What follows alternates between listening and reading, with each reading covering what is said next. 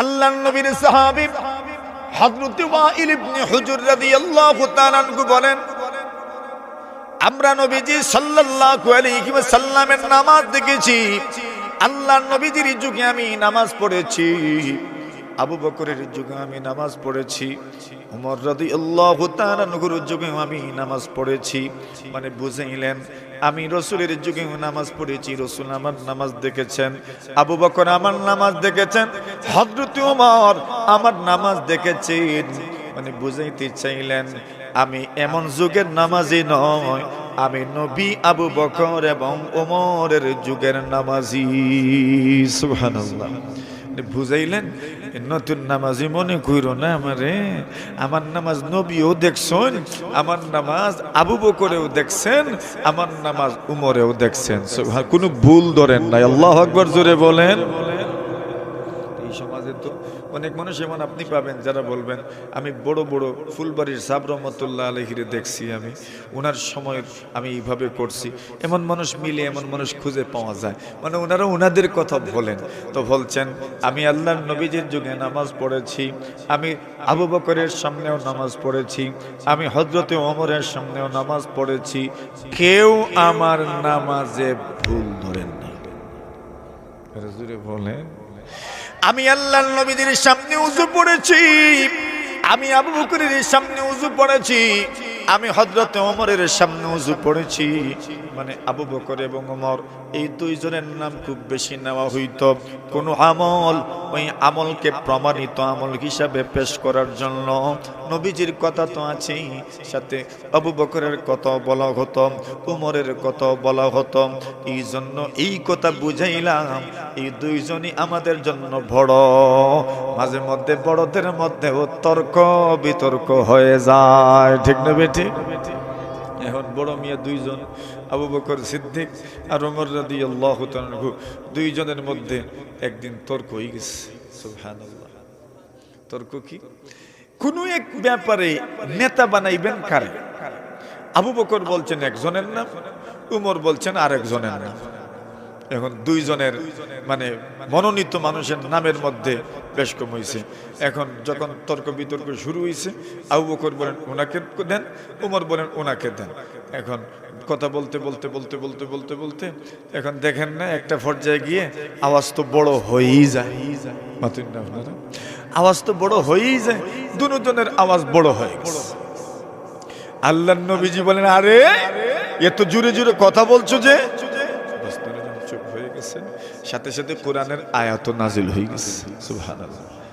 আল্লাহ বলেন লা তারফাউ আসওয়াতাকুম ফাওকা সাওতিন নবী ওয়ালা তাজহারু লাহু বিল কওল কাজহরি বাযিকুম লিবাযিন তাহবাতা আমালুকুম। আল্লাহ জানা দিলেন খবরদার খবরদার নবীজির সামনে আওয়াজ বুলন্দ করো না, নবীজির সামনে জোরে জোরে কথা বলো না, নবীজির সামনে জোরে জোরে কথা বলতে পারবা না। জানো না তো জানো না, তোমরা যেমন একজন আর একজনের সাথে কথা বলার সময় জোরে জোরে কথা বলো, এইভাবে তোমরা নবীজির সামনে জোরে কথা বলো না। যদি এমন ভাবে তোমরা কথা বলো নবীজির সামনে বেয়াদবি হয়ে যাবে, আর নবী যদি নারাজ হয়ে যায় সারা জীবনের আমল তোমার সাথে সাথে নষ্ট হয়ে যাবে। নাউজুবিল্লাহ। নিষেধ করে দিলেন। এখন আবু বকর সিদ্দিক আর হযরত ওমর রাদিয়াল্লাহু তাআলা আনহুমা পরে আর এই দুইজনে কোনো কথাই বলেন না। সুবহানাল্লাহ। নবীজির সাহাবীদের মধ্যে একজন ছিলেন, ওনার আওয়াজ একটু মুঠা ছিল। হয় না নি আমরা কিছু মানুষের আওয়াজ বড়। এখন উনি তো আর নবীজির সামনে আসেন না, কথাও বলেন না। ওনার নাম ছিল সাবিত ইবনে কাইস ইবনে শাম্মাস রাদিয়াল্লাহু। দেখেন বড় আওয়াজেরও কিন্তু দরকার আছে। ওনার নাম ছিল সাবিত ইবনে কাইস ইবনে শাম্মাস রাদিয়াল্লাহু তাআলা আনহু। এখন ওনার আওয়াজ মুঠা, উনি বলেন আমি আর কোনো কথা বলবো না, যদি কথা বলি তো আমার আওয়াজ বড়, এমনিতেই বড় হয়ে যাবে আর আমার আমল নষ্ট হয়ে যাবে। উনি আর কোনো কথাই বলেন না। আল্লাহর নবী বলেন তুমি বললে অসুবিধা নাই, তোমার তো আওয়াজ এমনিতেই মোটো, ওইটা তোমার উজর। সুবহানাল্লাহ। তোমার ওজন, তুমি কথা বলো, অসুবিধা নাই। দেখেন বড় আওয়াজেরও দরকার আছে। নবী আলাইহিস সালাতু ওয়াস সালামের সাহাবীদের মধ্য থেকে জারির ইবনে আব্দুল্লাহ বাজানী রাদিয়াল্লাহু তাআলা আনহু বড় সুন্দর মানুষ ছিলেন। এত সুন্দর একজন মানুষ, যে মানুষকে বলা গত ইউসুফ হাদিহিল উম্মাহ, এই উম্মতের ইউসুফ আলাইহিস সালাতু ওয়াস সালাম যাকে বলা গত, এত সুন্দর দেখতে, বড় সুন্দর। জারির ইবনে আব্দুল্লাহ বাজালী রাদিয়াল্লাহু তাআলা আনহু নবীজি দেখলেই মুস্কি হাসি দিতেন। কিছু মানুষ আসেন না, এটা দেখলেই কি আর হাসি আসে, মুস্কি হাসি আসে। আমারও তো কত মানুষ দেখলে খালি মুস্কি আসে, আমারও কিছু মানুষের দেখলে মুস্কি হাসি আসে। এটা একটা স্বাভাবিক নিয়ম, যার সাথে যার ভাব আছে, সম্পর্ক আছে। অনেক মানুষকে দেখলে এমনিতেই, কেউ দেখবেন আপনাকে দেখলেই একবারে খাদে ধরে এইভাবে, কেউ বুকে জড়ায় নেয়, কেউ দেখবেন মাথায় হাত দেয়, মানে আপনজন, খুব ঘনিষ্ঠ। ছোট মানুষ, বয়স কম হইতে পারে, কিন্তু মহব্বত লাগে, ভালো লাগে, ভালোবাসা আছে, মহব্বত আছে, একটা ভাব আছে। তো দেখবেন কেউ মাথায় হাত দেয়, কেউ দেখবেন হাতে এইভাবে ধরে, কেউ দেখবেন হাতে খালি ধরে না, টিফাও মারে। আছে না নাই সম্পর্ক, যে ওই যে ভালোবাসা, নবীজি এরকম করতেন। কিছু কিছু সাহাবী তো এমন ছিলেন, এদেরকে দেখলেই নবী মুসাফা করতেন। এখন এমন একজন ছিলেন আবু হুরায়রা রাদিয়াল্লাহু তাআলা, দেখলেই মুসাফা করতেন। আবু হুরায়রা বলেন, একদিন আমার উপর গোসল ফরজ, মানে আমার উপর গোসল ফরজ, আর আমি ঘর থেকে বের হইছি, বের হয়েই দেখি নবী আসছেন সামন থেকে। আমি ভাবলাম নবীজি তো আমাকে দেখা মাত্রই মুসাফা করবেন, অথচ আমি নাপাক, মানে গোসল ফরজ আমার উপর। দেখেন গোসল ফরজ মানে আপনার হাত নাপাক এমন না, আপনার পাও নাপাক এমন না, আপনার মুখ নাপাক এমন না, ওইটা হলো হুকমি, বিধানগত নাপাক। মানে আপনাকে গোসল করতে হবে, এটা বিধানগত নাপাক, কিন্তু আপনার হাত নাপাক নয়, আপনার পাও নাপাক নয়, আপনার মুখ নাপাক নয়। আপনি হাত দ্বারা কাজ করতে পারবেন, আপনি মুখ দ্বারা কথা বলতে পারবেন, আপনি আপনার হাত দ্বারা যে কোনো কাজ করতে পারবেন, কোনো অসুবিধা নেই। হযরত আম্মা জান আয়েশা সিদ্দিকা রাদিয়াল্লাহু তাআলা আনহা মাসিক ছিল ওনার। আল্লাহ রাসূল বলছেন, না বিলুনি আল হুমরা, তুমি এক কাজ করো, আল খুমরা, ওই চাটিটা নিয়ে আসো মসজিদ থেকে। বলেন আমি কেমনে আনবো? বলেন আরে আনো না, তোমার হাত তো নাপাক নয়। সুবহানাল্লাহ। বলে মসজিদে কেমনে ঢুকতাম? বলে মসজিদে এটা ঢুকা বলে না, দুই পা সহ ঢুকলে বলা হয় ঢুকা। সুবহানাল্লাহ। বলে তুমি শুধু হাত ঢুকাইলে ওইটার নাম কি না? ঢুকা না। ঢুকা কাকে বলে? বলে একবারে ফাঁ সহ বডি সহ যদি প্রবেশ করেন তার নাম হইলো প্রবেশ করা, আর শুধু হাত ঢুকাইছেন ওইটাকে প্রবেশ করা বলে না। সুবহানাল্লাহ। বলেন কেউ যদি কারো মহিলারে বলে, যদি গড় ঢুকস তইলে 3, কত 3। এখন তার কিছু আনতো, কেমনে আনতো? বলে ফাও ঢুকাইস না, হাত দিয়ে লই আইও, লাগাল ফেলে তো আনাও হইল, তালাকও হইল না। ওইটাকে প্রবেশ করা বলে না। তো রাসূল বলছেন আরে আনো না। নবী আলাইহিস সালাতু ওয়াস সালাম ইতিকাফে ছিলেন, আল্লাহর হাবিব গোসল করেছেন। আম্মা জান আয়েশা সিদ্দিকা রাদিয়াল্লাহু তাআলা আনহার কোলে মাথাটা এইভাবে বাড়ায়া দিয়েছেন, আম্মা জান মাথা চিরুনি করে দিয়েছেন। সুবহানাল্লাহ। আম্মা জানের মাসিক থাকতো, অনেক সময় উনি যেই গ্লাসে পানি পান করতেন, যেই দিকে পানি পান করতেন, নবী সেই দিকেই পানি পান করতেন। সুবহানাল্লাহ। নবীজি বলছেন এদের সাথে খাইতে অসুবিধা নাই, পান করতে অসুবিধা। ইসলাম নারীকে এত মর্যাদা দিয়েছে। সুবহানাল্লাহ। বলেন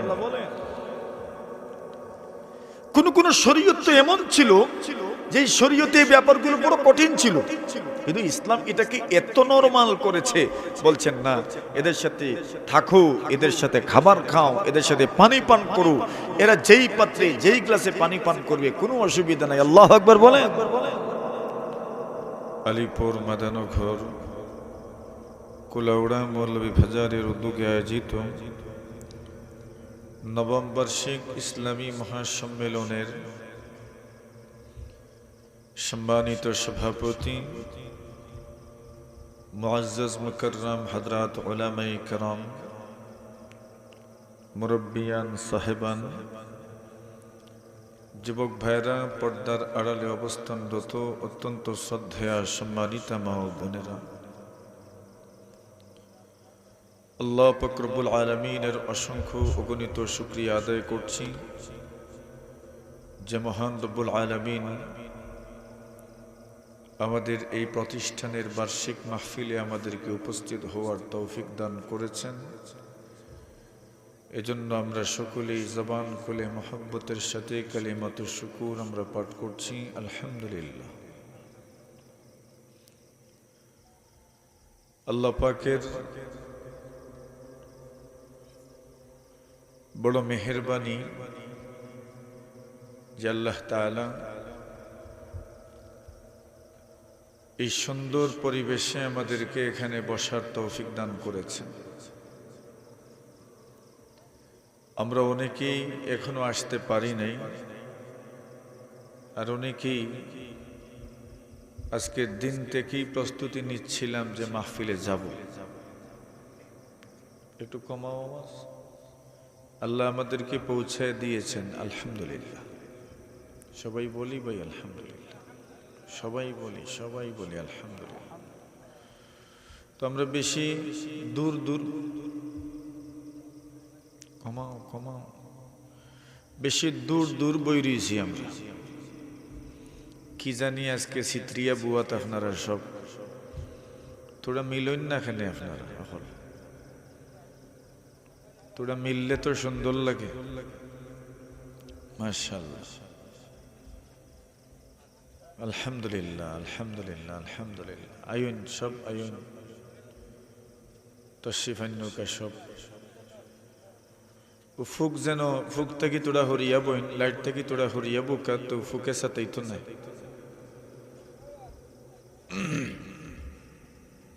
আমি আগে এক পরামর্শ দিতাম যে মাহফিলর প্যান্ডেলর মাঝখানো লাইট না দেওয়ার লাগে। এখনকার সিজন হইল ফুকর সিজন, প্যান্ডেলর মাঝখানো লাইট দিলে ফুকাই ওই যে উইন ফোর্ডের আমরা মুখর ভিতরে কতটা যে হামাইব, এর লাগি মাঝখানো লাইট হইতো না। পেলে মানুষের বইতেও কষ্ট, হতা হইতেও কষ্ট। আপনারা যারা ওয়াজ মাহফিল করেন, প্যান্ডেল বান্ধন, তা আগামীতে খেয়াল করবেন ইনশাআল্লাহ। সাইটে দিয়ে লাইট দিবা, মাঝখানোর লাইট না। কার্তিক মাসের ওয়াজও বন্ধ, তো মনে করেন ঘাস পাত আছে, জমিনও ফসল আছে, তো ফুক যুগ বেশি থাকে। আর ফুকে যেন মনে করুকা লাইট দেখে অনুয়াইয়ার ঠেস মারে, অতই না আপনার ঠিক না নি? ফুকে বুঝেননি ইনো ফরব আর মরব, যে আগুন দেখলেও ফুক আইয়, ফুক যে ইনো জ্বলিজি বা ইটা তাই বুঝরানি, ই বুঝ নাই। আল্লাহ রসুল সাল্লাল্লাহু আলাইহি ওয়াসাল্লামে ফরমান, আমার আর আমার উম্মতের উদাহরণ এরকমই। আমার উম্মত এই ফুকের মতো, আগুন দেখলেই চলে আসে। এখন এখানে যে পড়বে, মরবে, জ্বলবে, কোনো চিন্তাই তার নাই। একজন মানুষ যেভাবে ওই পোকাগুলোকে সরায়, পড়িস না, জ্বলিস না, বাঁচায়, আমি আমার উম্মতকে জাহান্নাম থেকে ঠিক এইভাবেই বাঁচাই। আল্লাহ রাসূল বলেন, এদের বুঝ কম, এরা বুঝে না জাহান্নাম থেকে বাঁচাতে হবে। তো আমি ওই ব্যক্তির মতো যে ব্যক্তি পোকাগুলোকে জাহান্নামের স্বাভাবিক আগুনের বোমার বাতির চতুর্দিকে যেমন পোকাগুলো ভিড় জমায়, এরা জানে না পরিণাম কি হবে, শেষ পরিণতি কি হবে তাদের জানা নাই। আমিও আমার উম্মতকে এমন পরিস্থিতিতে জাহান্নাম থেকে বাঁচানোর জন্য সর্বশক্তি আমি ব্যয় করি।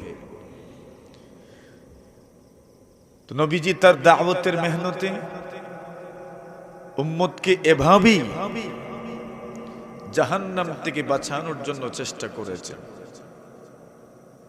কত মানুষের বিরাগ ভাজন হয়েছে, কত মানুষ নবীজির এই কল্যাণকামিতাকে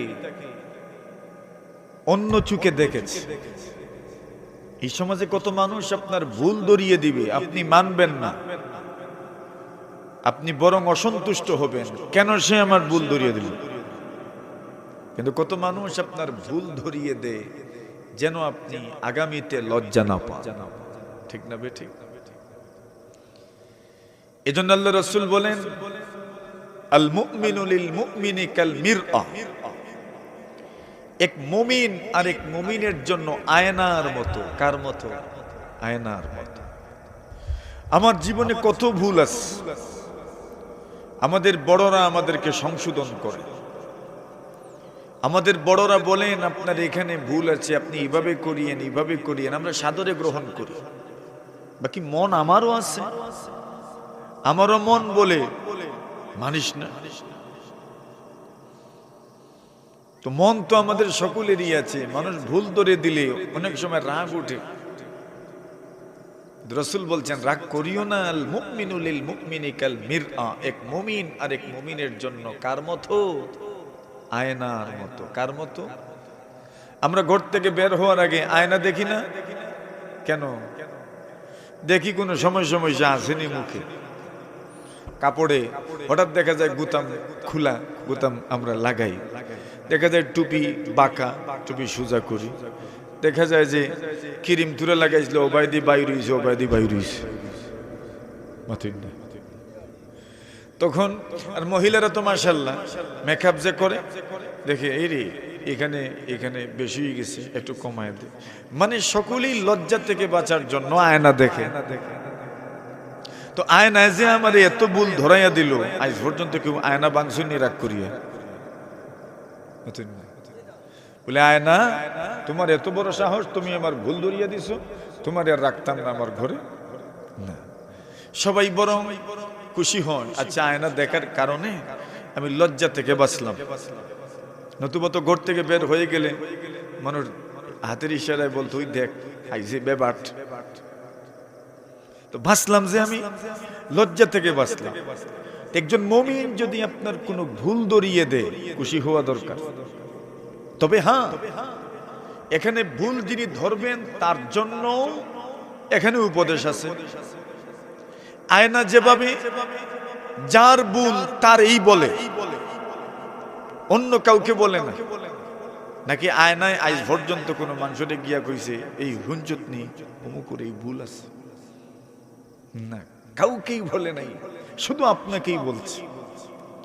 এজন্য যদি কারো ভুল হয় তো যার ভুল আপনি তাকেই বলবেন, শুধু গোপনে বলবেন, নিবৃতে বলবেন, নীরবে বলবেন, ইনশাআল্লাহ সে সংশোধন হয়ে যাবে। আর আপনি যদি এটা না করে একবারে ভরা মজলিসে তার ভুলের কথা বলেন, তো সংশোধনের পরিবর্তে আরো সে জিদ্দি হইব। এটাও আমাদেরকে মনে রাখতে হবে।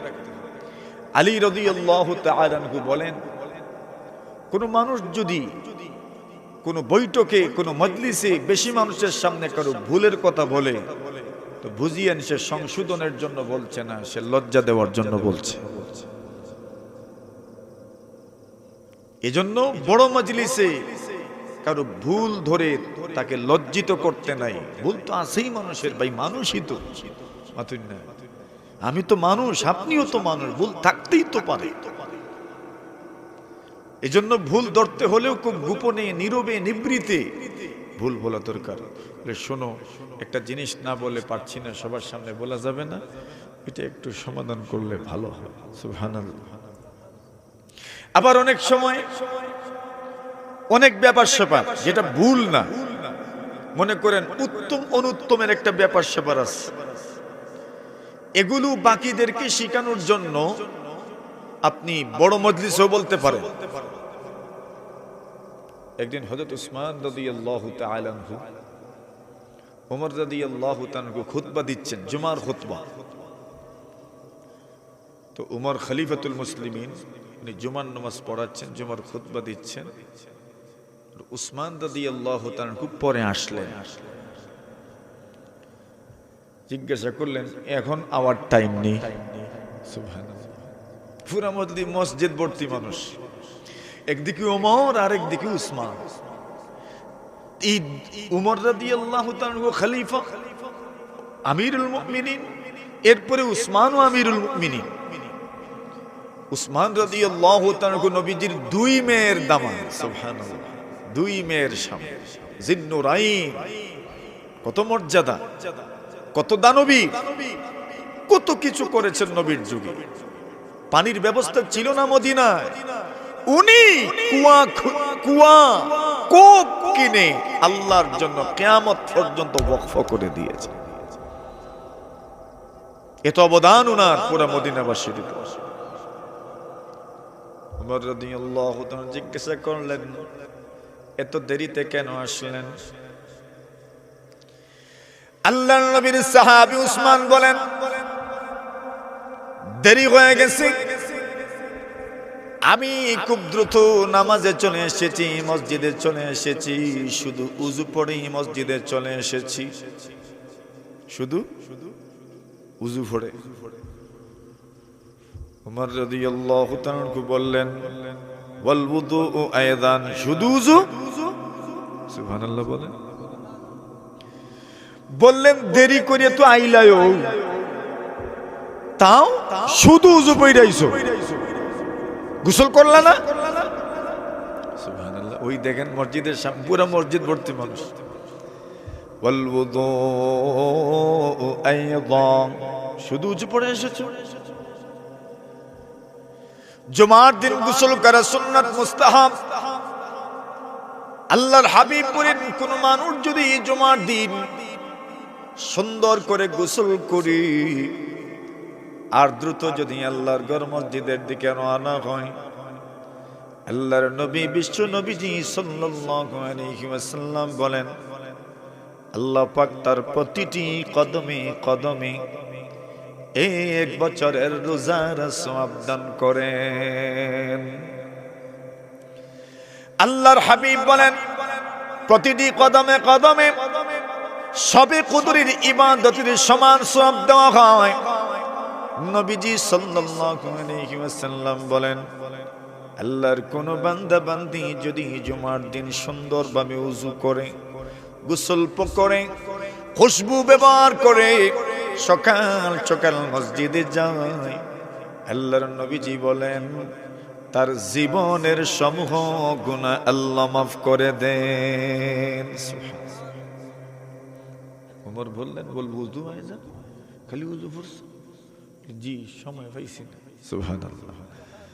তো এখানে সকলকে দেখায় দিলেন যে দেখো জুমার দিন যেন গোসল কমপক্ষে মিস না হয়। উনি উযু পড়ে এসেছেন, ঠিক আছে, এটা উত্তম ছিল গোসল করে আসবেন। তো এমন কোন ব্যাপার স্যাপার যদি হয় ঠিক আছে, এটা আপনি বলতে পারেন। নবী আলাইহিস সালাতু ওয়াস সালাম আবু বকর সিদ্দিক রাদিয়াল্লাহু তাআলা এবং ওমর রাদিয়াল্লাহু তাআলা একদিন দুইজনের মধ্যে তর্ক হয়ে গেল। মুরব্বিদের মধ্যে মাঝে মধ্যে তর্ক হয়ে যায়, হয়নি? মুরব্বিদের মাঝেও তর্ক হয়ে যায়। মনে করেন দুজনই আমাদের মুরব্বি, দুজনই আমাদের মসজিদের আমাদের পঞ্চায়েতের মুরব্বি, দুজনই সভাপতি, একজন সভাপতি আর একজন সহসভাপতি। দুজনই আমাদের মুরব্বি, একজন বড় ভাই একজন মাইজুম ভাই। আমরা ছোট ভাই আইন বড় ভাই এবং মাইজুম ভাইয়ের মধ্যে মাঝে মধ্যে তর্ক হয়ে যেতে পারে, দুইজন মুরব্বির মধ্যেও তর্ক হয়ে যেতে পারে।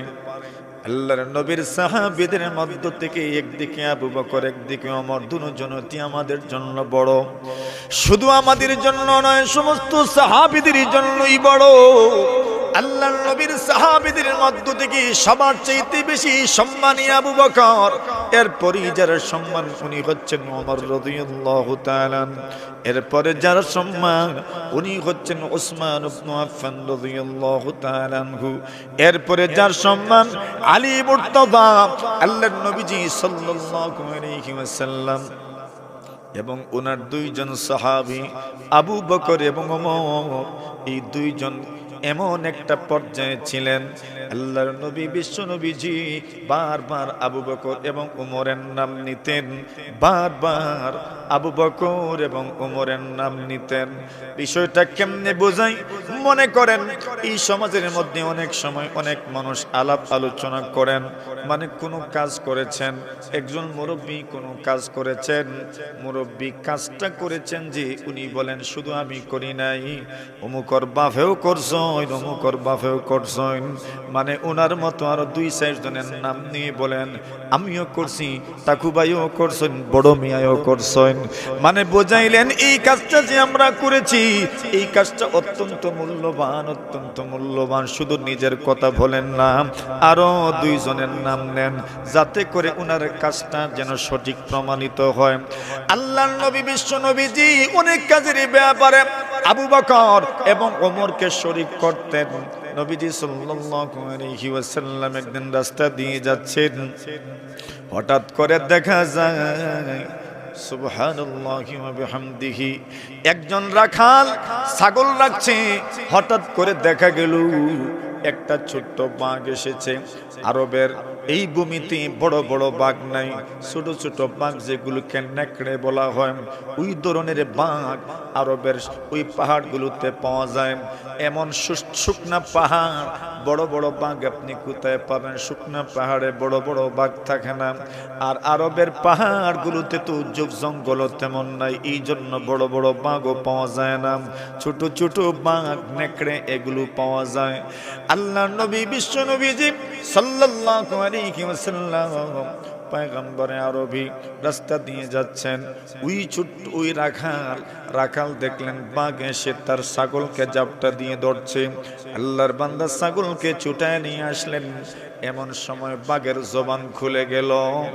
বাঘ বলে শোনো শোনো, আজকে তো তুমি তোমার ছাগলকে আমার কাছ থেকে রক্ষা করতে পেরেছ, যেদিন কোনো রাখাল থাকবে না ওই দিন তোমার ছাগলকে কে রক্ষা করবে?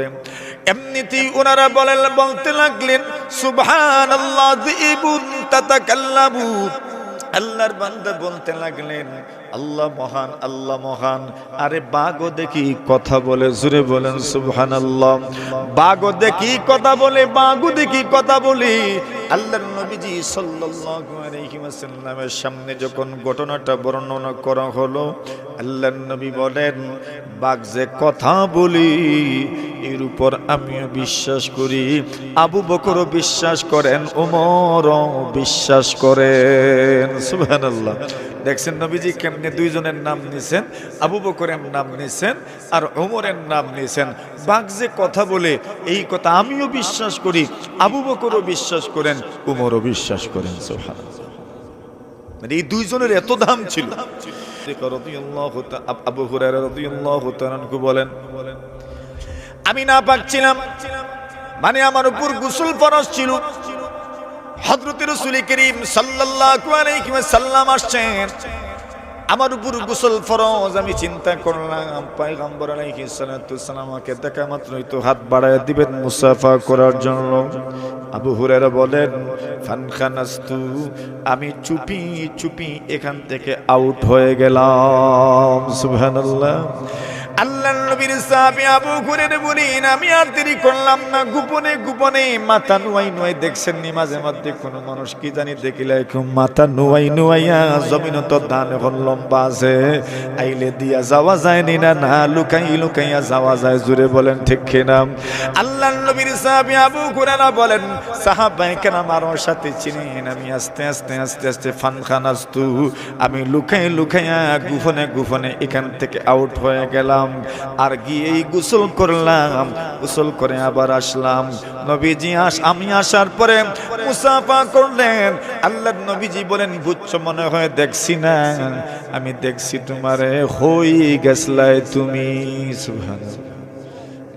কইন তো লুকাইয়া গেলাম, এরপরে দেখে লইছেন। বললেন ইয়া রাসূলুল্লাহ ইন্নী কুনতু জুনুবান, আমি তো জুনুবি ছিলাম, আমার উপর গোসল ফরজ ছিল, ভাবলাম আপনি তো মুসাফা করবেন, এজন্য আমি গেছি আর ফাকতাসালতু, গিয়ে গোসল করছি, এখন আইছি। বলেন হ্যাঁ রে, এটা একটা কথা হইল? ইন্নাল মুমিনা লা ইয়ানজুসু, মুমিন নাপাক হয় না। সুবহানাল্লাহ, মুমিন কি হয় না?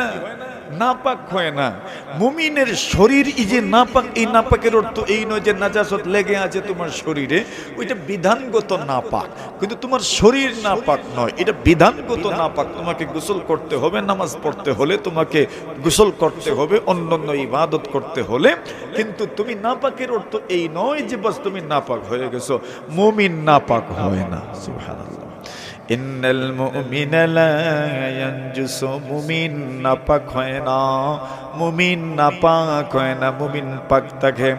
আল্লাহর নবীর সাহাবী জারির ইবনে আব্দুল্লাহ বুজলি রাদিয়াল্লাহু তাআলা, ওই সাহাবীকে দেখলেই আল্লাহ রাসূল সাল্লাল্লাহু আলাইহি ওয়াসাল্লাম মুস্কি হাসি দিতেন, মুস্কি হাসি দিতেন।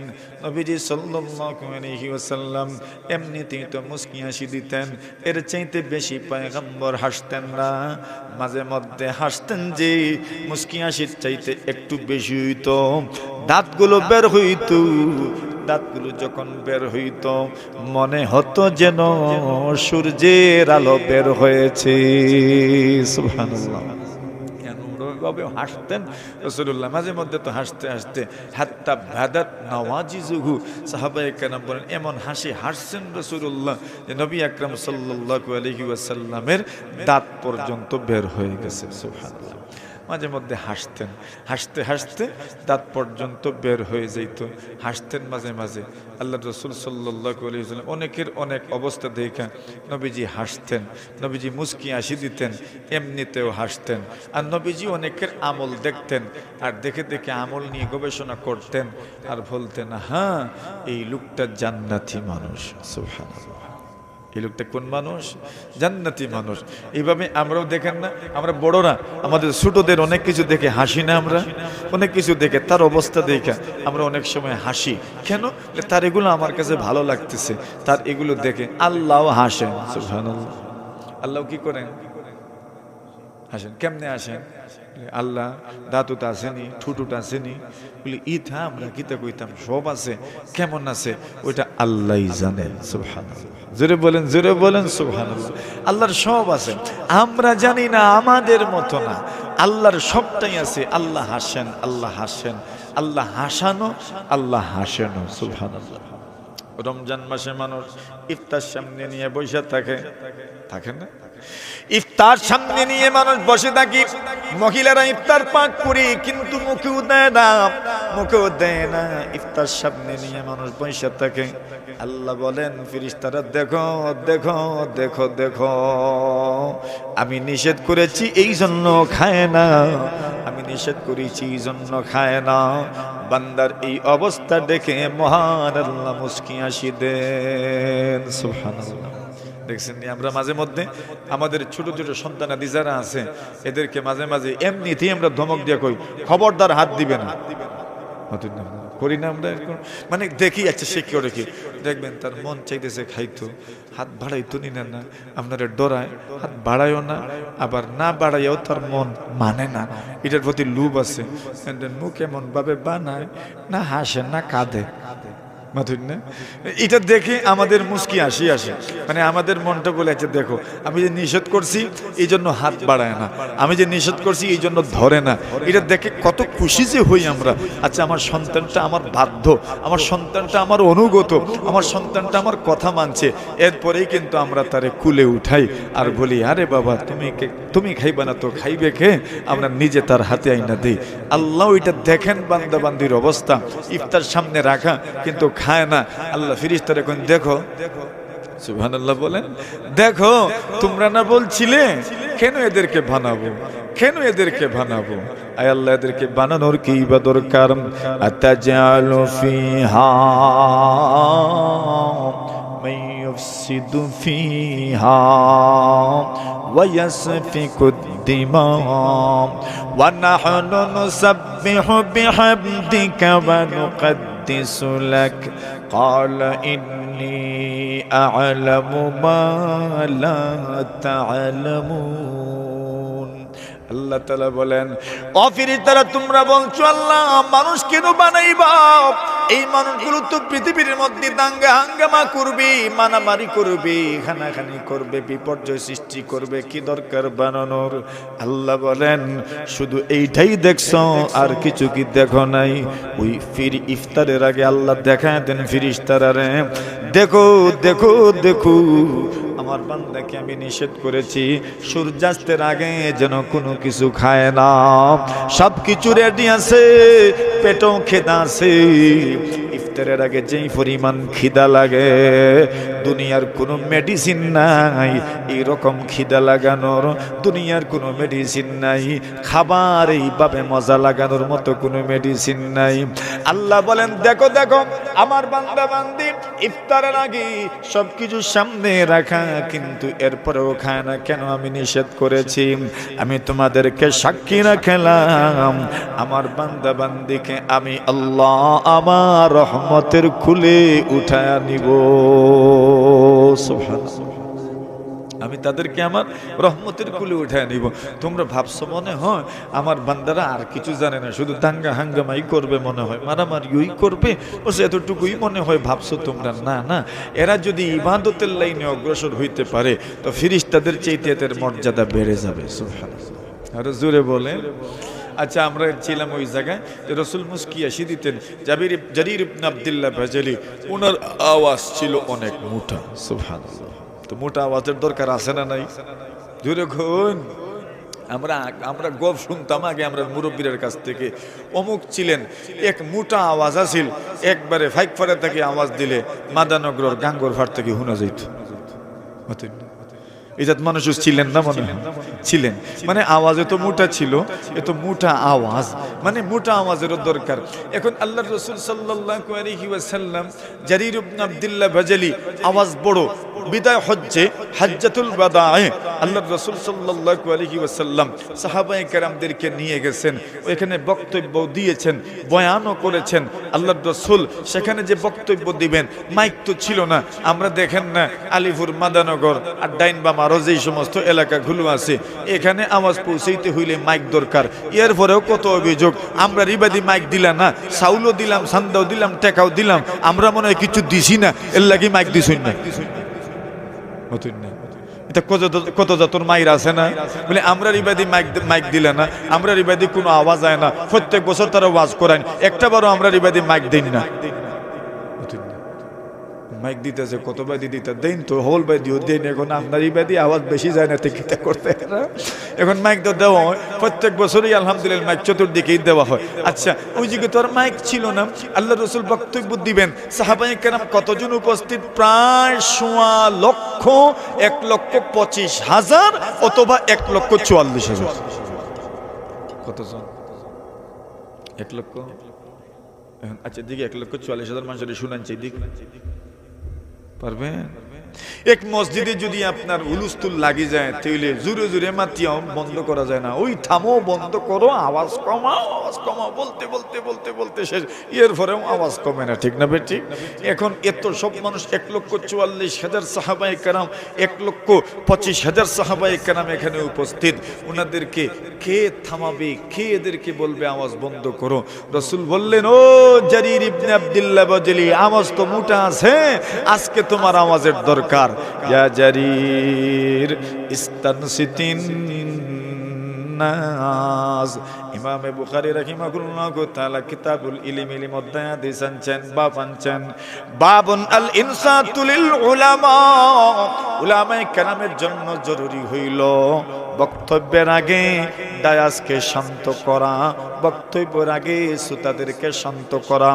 এই জন্য আমরা মাঝে মধ্যে আপনাদেরকে বলি কথা বলিয়েন না, শান্ত থাকেন। কেন বলি? কথা বলার জন্য জরুরি হইল শান্ত পরিবেশ আগে প্রতিষ্ঠিত করা। পরিবেশ পরিবেশকে আগে শান্ত করা। কেন এখানে আমরা যারা বসি, কেউ বসে শোনানোর জন্য আর কেউ বসে শোনার জন্য। আপনারা তো কত ভালো মানুষ, কত বড় মানুষ, কত বড় দিলের মানুষ। আপনারা সব জায়গাতেই যান, সব জায়গাতেই শোনার জন্য যান। আপনার চাইতে বয়সে ছোট, ইলমে ছোট, আমলে ছোট কত মানুষ কথা বলার জন্য মঞ্চে বসে, চেয়ারে বসে, সোফায় বসে। আপনারা তাদের কথা শোনার জন্য বসেন। এটা আপনাদের দিল যে বড়, এটার বহিঃপ্রকাশ। আল্লাহু আকবার, আল্লাহু আকবার। এই জন্য শোনা অত্যন্ত জরুরি, শোনা অত্যন্ত জরুরি। এই দুনিয়াতে যেই সকল মানুষগুলো বেশি শুনে, এরাই কিন্তু আসলে সচেতন মানুষ, এরাই কিন্তু দূরদর্শী মানুষ। কিন্তু আমরা তো শুনতে রাজি নই, সকলেই শোনাইতে রাজি, শোনাইতে চাই, সকলেই শোনাইতে চাই। সকলে পড়তে রাজি নয়, পড়াইতে চাই। ফেসবুকে পড়তে রাজি নয়, ফুস দিতে চাই, ফড়াইতে চাই। মনে হয় যেন আমি পুশ না দিলে মনে হয় আমার ভাত হজম হয় না। ঠিক না বেটি? আমি পড়তাম না, খালি পড়াইতে বলে না নি খারবার। আমার হুনার দরকার আছিল, আমি হুনি না, খালি কই। আমি ফোড়ার দরকার, ফড়ি না, ফোড়াই। আমি ফোড়ো না, লুকাই লুকাই না, আমি ফোড়াইতাম। আমি ফিউজটাকে লিখলাম তো মানুষে ফোড়তো। খিতা ফোড়াই রে আন্দাজি, আগডুম বাগডুম। এজন্য মনে রাখবেন, নিজেকে খুব গম্ভীরভাবে উপস্থাপন করিয়েন, নিজেকে ফাতলা বানায়েন না, নিজের সম্মান নিজে নষ্ট করিয়েন না। যা মনে চায় তা লিখালিখি করিয়েন না। কিছু পড়ার দরকার, পড়িয়েন, শিখিয়েন। অন্যকে অত বেশি শিখাতে যায়েন না। বুঝছেন নি রে বা আমার মাতিক নেই, কষ্ট পাইছেন নি আপনারা? আমরা একবারে নষ্ট হয়ে যাই, আমরা প্রজন্ম নষ্ট হয়ে যায়। আর নষ্ট কেমন দেখুন না, এখন পর্যন্ত এই সমাজ ব্যবস্থা এখনো এরকম। আলহামদুলিল্লাহ, সমাজে বড়দের সামনে ছোটরা মাথে না, ঠিক না? নেই, আমরা সমস্ত এরকম এখনো। কিন্তু ফেসবুক তো বড় আসেন না, ইনোজে মাতিলাও তো আদব তো অফলাইনও যেমন আছে, অনলাইনও তো এরকম আদব থাকতো না।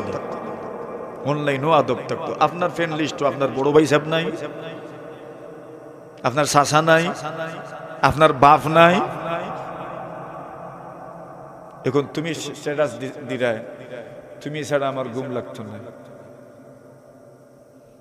বাপেও ফড়ৌকা দো, মায়েও ফড়ৌকা দো, শাসায়ও ফড়ৌকা, বড় ভাইও ফড়ৌকা দো।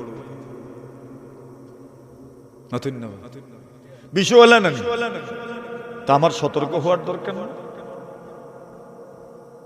ফেসবুক অ্যাকাউন্ট একটা খুললাম করি, ওখানে যেতা মন দেবতা লিখতাম, তো আমার গাম্ভীর্যতা কই, আমার ভদ্রতা কই, আমার সভ্যতা কই? আমি যদি আমার মুরব্বীদের সামনে আমি কথা বলি না, এটা তো আদব। আলহামদুলিল্লাহ, এই আদব আছে আমাদের যুবকদের মধ্যে, আমাদের ছোটদের মধ্যে এই আদব আছে। কিন্তু আমি যে ওই জায়গায় লেখালেখি করলাম, ওইটাও তো আমাদের মুরব্বীদের চোখে বাসে। সতর্কতা হওয়া দরকার এই ক্ষেত্রেও আমাদের। আল্লাহ তৌফিক দান করুন। আমিন বলি ভাই। আমি না লিখলে কি সমাধান হইতো না? লিখে তো বেড়া লাগাই। সুবহানাল্লাহি ওয়া বিহামদিহি সুবহানাল্লাহিল আযীম বেশি কইলিছি মনে হয়। আর আলিপুর তো আর আইসি কয়েক বছর, তোরা কইলাই মাথুন না। এখন আসেন আমাদের মূল কথায় যাই। আল্লাহর রাসূল ইমাম বুখারী আলাইহির রাহমা বাব আনছেন, বাবুন আল ইনসাতু লিল উলামা। উলামায়ে কেরামের জন্য জরুরি হইল মানুষদেরকে চুপ করানো, যেন শান্ত থাকেন। কথা শুনতে হলে শান্ত থাকতে হয়। জারির ইবনে আব্দুল্লাহ আওয়াজ দিলেন, ইয়া আইয়ুহান নাস ইসমাউ ওয়া আতিউ। জারির আওয়াজ দিলেন, ও লোকজন, নবীজি আপনাদেরকে কি বলতে চান শুনেন। এক আওয়াজ দিছেন, 1,44,000 সাহাবায়ে কেরাম শান্ত হয়ে গেছে, পুরা ময়দান শান্ত। এরপরে রাসূল বক্তব্য দিলেন, যেই বক্তব্যের নাম হইল বিদায় হজ্জের ভাষণ। যেই বক্তব্যের নাম কি? বিদায় হজ্জের ভাষণ। এই বিদায় হজ্জের ভাষণের আগে জারির ইবনে আব্দুল্লাহ বাজালি বলছেন, ও লোকজন চুপ হও, চুপ হও, চুপ হও, আলাইকুম বিসসামঈ, শুনো নবী কি বলতে চান। এক আওয়াজ দিবেন, 1,44,000 কণ্ঠ স্তব্ধ হয়ে গেছে। সুবহানাল্লাহ। মনে আসেনি আমরা মূল কথা? আবু বকর এবং হযরত ওমর রাদিয়াল্লাহু তাআলা এই দুইজনের মধ্যে তর্ক হইছে। কি হইছে? তর্ক হইছে। আবু বকর সিদ্দিক রাদিয়াল্লাহু তাআলা ওমর রাদিয়াল্লাহু তাআলাকে একটু কষ্ট দিয়ে ফেলছেন।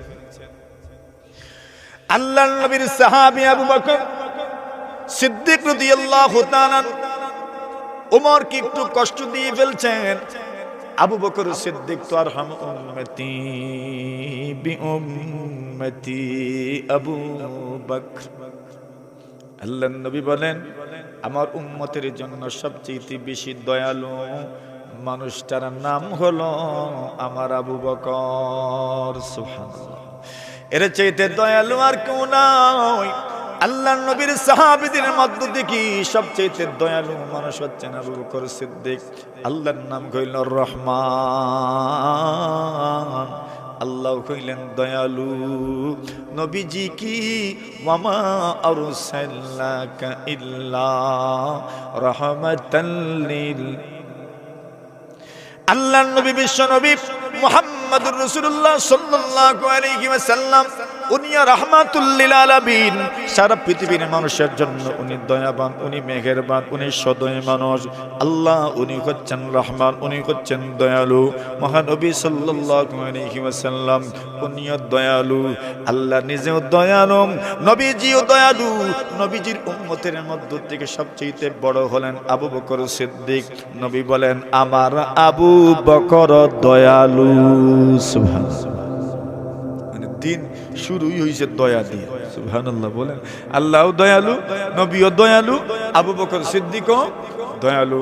আরহামু উম্মতি বিউম্মতি আবু বকর, আমার আবু বকর সবচেয়ে বেশি দয়ালু। ওয়া আশাদ্দুকুম ফি আমরিল্লাহি উমর, এবং আল্লাহর বিধিবিধানের ক্ষেত্রে সবচেয়ে দৃঢ়, সবচেয়ে মজবুত, সবচেয়ে শক্ত মানুষের নাম হইল উমর। সুবহানাল্লাহ। ওয়া আসাদদাকুকুম হায়া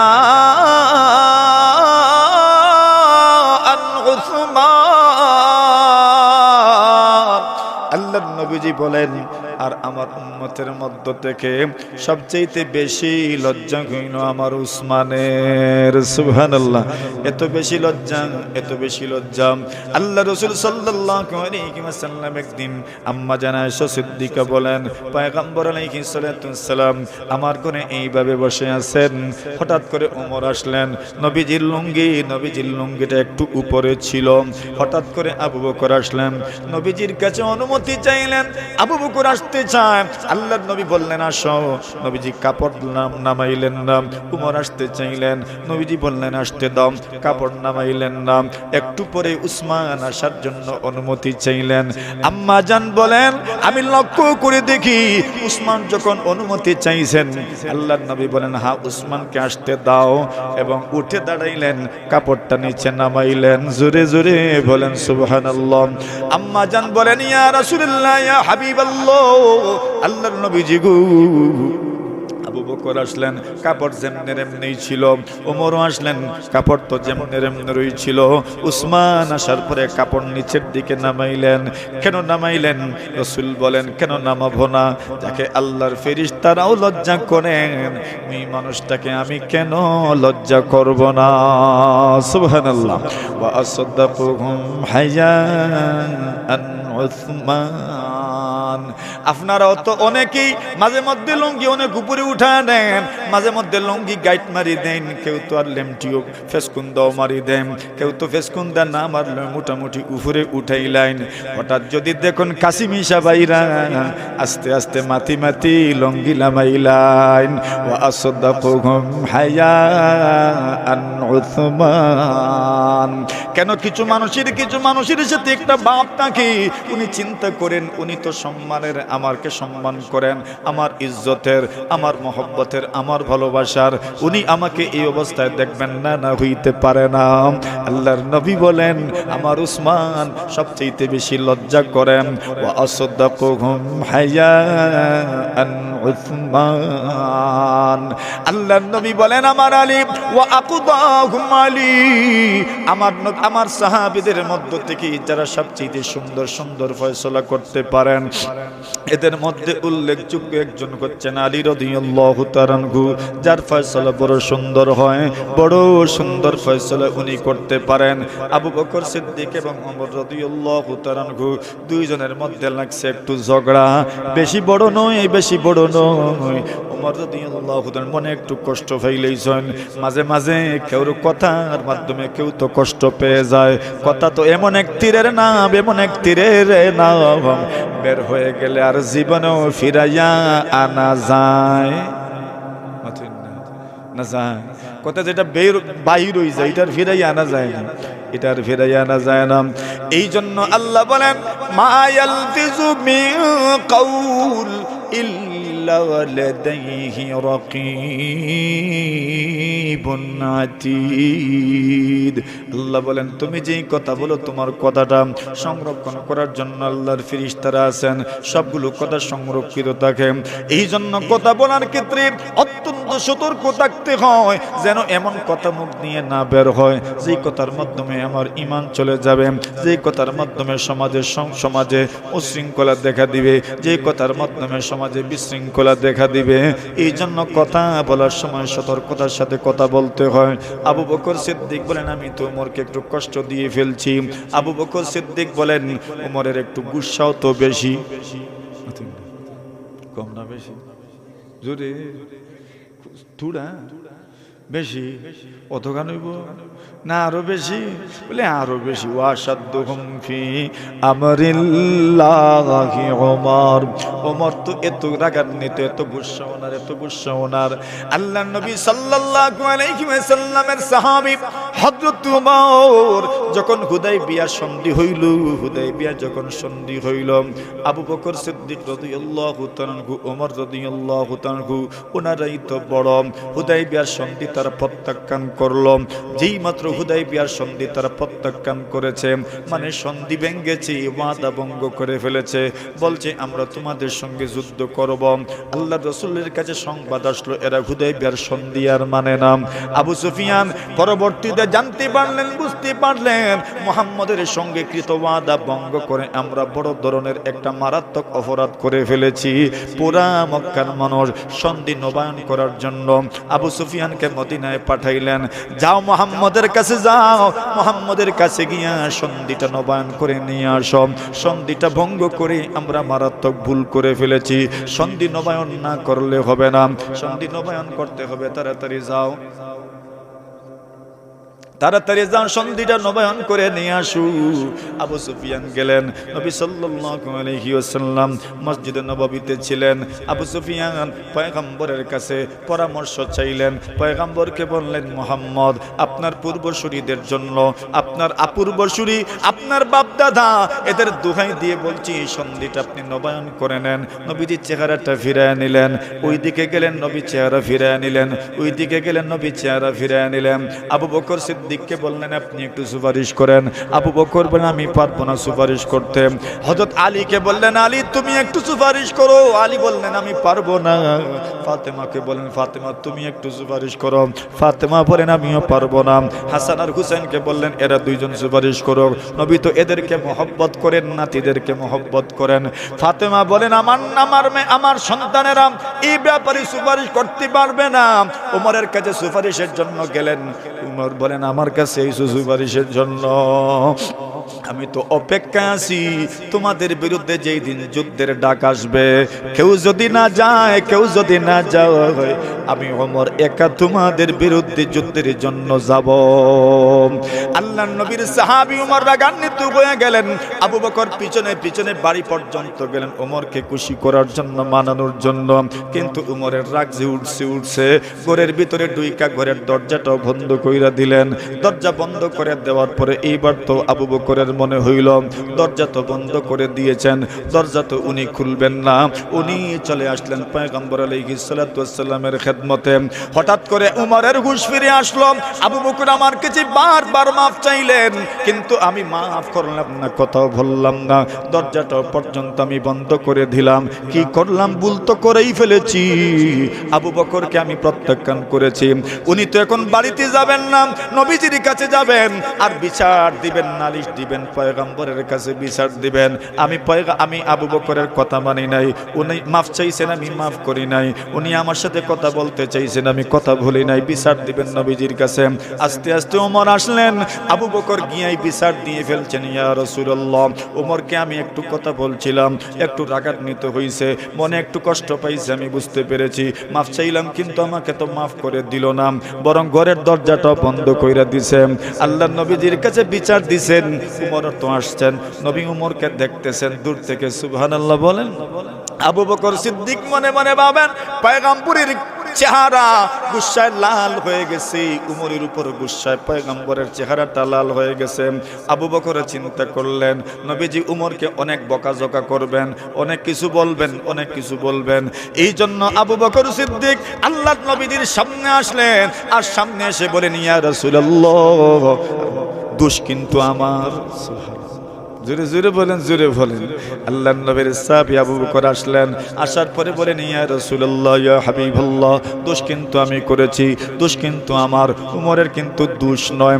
আল্লাহর নবী বললেন, ঠিক আছে, বুঝতে পেরেছি।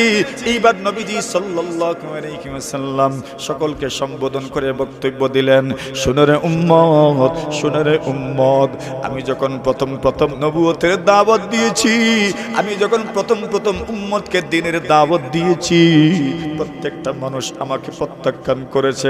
মানুষ বলেছে আমি মিথ্যা বলেছি, মানুষ বলেছে আমি মিথ্যা বলেছি। একমাত্র আমার আবু বকর বলেছে আমি সত্য বলেছি। সুবহানাল্লাহ। তোমরা তো জানো না, আমি যখন দাওয়াত দিতাম সকলেই আমাকে প্রত্যাখ্যান করত, একমাত্র আমার আবু বকর আমাকে প্রত্যাখ্যান করে নাই। একমাত্র আমার আবু বকর বলতো, সাদাকা, রাসূল সঠিক বলেছেন, সঠিক বলেছেন। বিদায় আমার জীবদ্দশায় আমার আবু বকরকে তোমরা কেউ কষ্ট দিবা না। সুবহানাল্লাহ। আল্লাহু আকবার। নবী আকরাম সাল্লাল্লাহু আলাইহি ওয়াসাল্লাম এইভাবে আবু বকর সিদ্দিক, ওমর রাদিয়াল্লাহু তাআলা আনহুমা ওনাদেরকে দ্বীনের দাওয়াত দিলেন। সকলেই দ্বীনের দাওয়াত কবুল করলেন। ওনাদের মর্যাদা পয়গম্বরের কাছে অনেক বেশি। আল্লাহু আকবার, আল্লাহু আকবার। আবু বকর সিদ্দিকের মর্যাদা তো কি পরিমাণ তা তো বলে কয়ে শেষ করা যাবে না। একদিকে আবু বকর, আরেকদিকে সারা উম্মত। আবু বকরের মতো দুনিয়ার জমিনে আর কেউ হতে পারে না। সুবহানাল্লাহ। ও ভাই, এজন্য আসেন না আল্লাহ তাআলার কাছে সব সময় এই দোয়াটা যেন আমরা করি, আল্লাহ যেন আমাদেরকে নবীর সাহাবীদের অনুসরণ করার তৌফিক দান করেন, বলেন আমিন। নবীর সাহাবীদের জীবন আদর্শকে যেন আমরা সামনে রাখতে পারি। নবীর সাহাবী, এক একজন সাহাবীকে নিয়ে যদি আপনি আলোচনা করেন, এক একজন সাহাবীর বিষয়টা যদি আপনি সামনে নিয়ে আসেন, আপনার জীবন চলে যাবে। এদের এত গুণ আল্লাহ তাআলা দান করেছেন, আল্লাহ তাআলা এদের এত মানাকিব দান করেছেন, এত গুণ দান করেছেন। তো আমাদের জীবনটা সাহাবীওয়ালা জিন্দেগি হওয়ার দরকার না, দরকার কিনা বলেন? সাহাবীওয়ালা জিন্দেগি আমাদের হওয়া দরকার। আপনাদের এই সিরাজুল উলুম নূরিয়া মাদ্রাসা আলহামদুলিল্লাহ এই এলাকার জন্য, আলিপুরের জন্য, বাদানগরের জন্য আল্লাহর পক্ষ থেকে অনেক বড় এক দান